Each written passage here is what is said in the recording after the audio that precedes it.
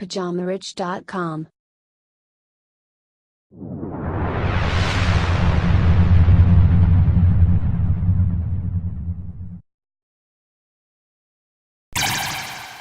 Bonjour à tous et bienvenue sur ce nouvel épisode du Richcast de Pyjama Rich TV. Moi c'est Jeff et je serai ton hôte sur toute la durée de cet épisode.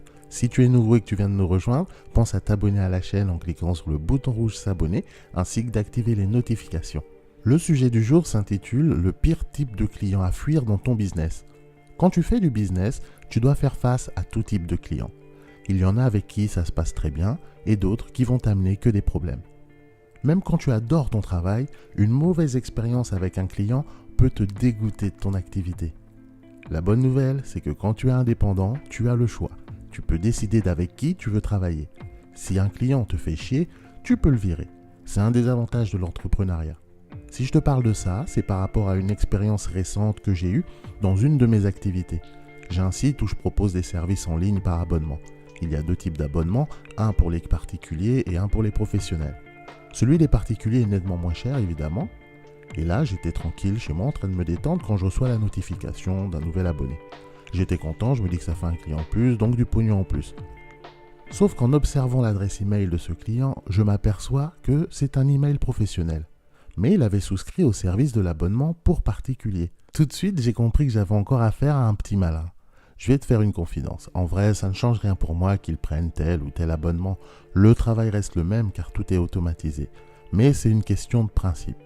Du coup, je lui envoie un email en lui laissant le bénéfice du doute. Je suggère qu'il avait sûrement fait une erreur et qu'il devrait souscrire au package Pro.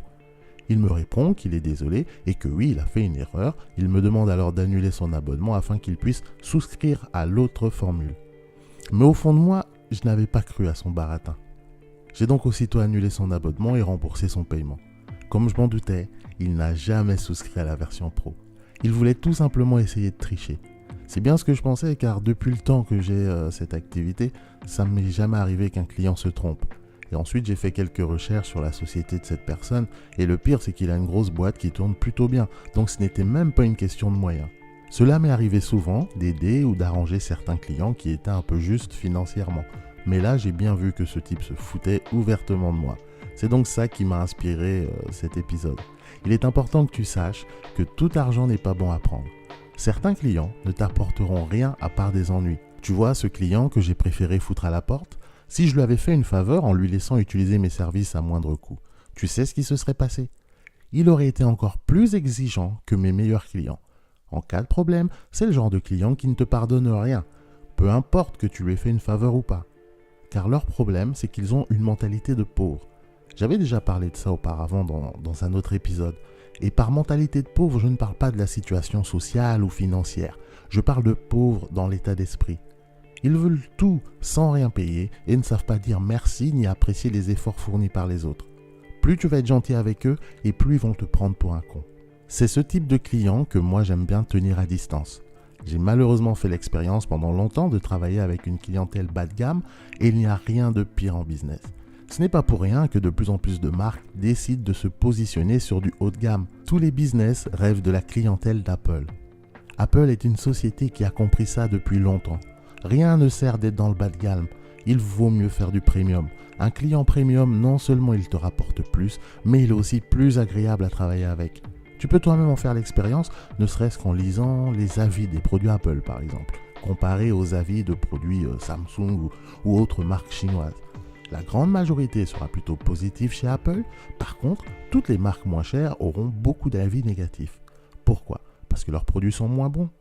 Non, pas du tout. C'est juste que les pauvres, entre parenthèses, ne respectent pas ceux qui font des efforts pour eux. Huawei, par exemple, la marque de téléphonie chinoise numéro 1, il propose des très bons téléphones pour des prix super abordables, de façon à ce que le citoyen moyen puisse aussi avoir un appareil moderne et bien équipé pour pas cher. Bien évidemment, il ne sera pas parfait, et pour le prix, c'est normal.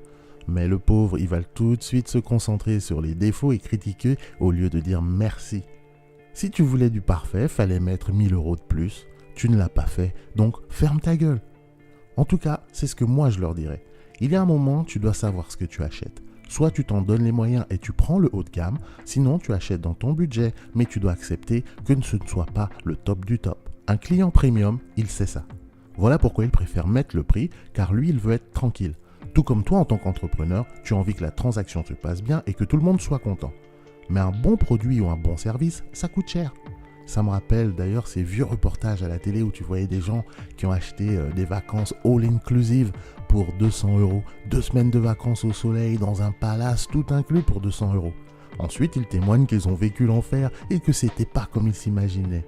Non mais sérieux, tu croyais quoi?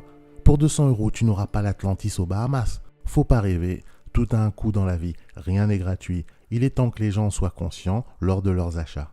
Faire ses courses à Lidl ou à Marks & Spencer, ce n'est pas la même chose. Chacun doit faire avec son budget et assumer. Il n'y a aucune honte à ça du moment que tu en es conscient.